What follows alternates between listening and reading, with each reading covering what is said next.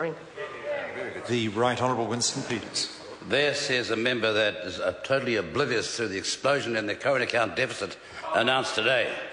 Is there a person in this House who does not believe the dollar is seriously overvalued in this country? No. Is there a serious economic commentator who does not believe the dollar is seriously overvalued? No. And yet the government has its arms firmly folded and is resisting all attempts to reform and update the Reserve Bank Act. The government is locked into an outdated economic orthodoxy. The fixation that inflation is public enemy number one, and every other economic policy has to be subordinated to that cause. That thinking is from another era. Right now, inflation is not the number one problem. The main economic issue we are facing is a chronically overvalued exchange rate.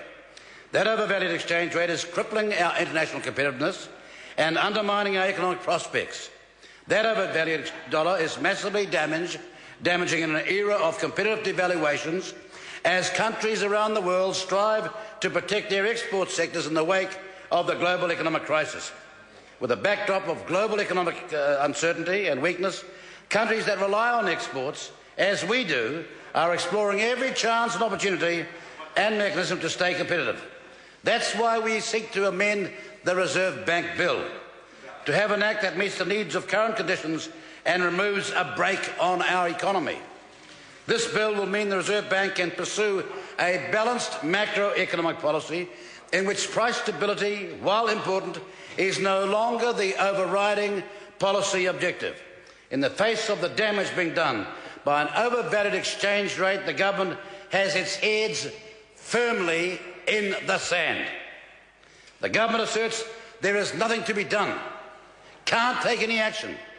It is sticking to its conventional wisdom that the exchange rate is beyond its power to influence, and they are demonstrably wrong, as over 50 countries around the world are proving now every day.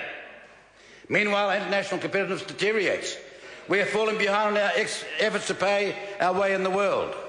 And for New Zealand, there is a debt time bomb ticking. We need to start the task of defusing that bomb with urgency, because the latest figures show at the end of June, the figures that member completely forgot today announced that deficit is a 72% of GDP. How's that? Net international debt, though, rather stood at $148 billion, up $12 billion in 1 year. Massive figures. But how are we going to repay this massive debt while we are eroding our export capacity? From Tiwai Point to Tauranga, Auckland, and all points north and south, monthly businesses are closing because they can no longer compete internationally. It means the means we have of eventually paying off the debt are being sacrificed on an altar of economic theory. The export businesses are closing, are not coming back. No magic wand will bring them back now. Instead of tinkering with deck chairs such as the reorganisation of government agencies, government should have as its priority creating the conditions in which our exporters can grow. This legislation will give the Reserve Bank Act the flexibility it needs to promote growth, employment and our export base. Is the bill perfect? No. Can it be improved in the light of debate and scrutiny? Of course it can. The bill doesn't purport to have every last detail of monetary policy settled. What we seek to do is provide a progress towards an exchange rate that reflects New Zealand's economic fundamentals. It provides for positive action, a way forward, and a rational government would admit that the current Reserve Bank is not working and that change is desperately needed. There will be a change of views on how that change is best achieved. But I want to say this to those who have doubts over there today. Remember the famous words of Oliver Cromwell when he said, "Consider, you may be wrong. Consider, you may be wrong."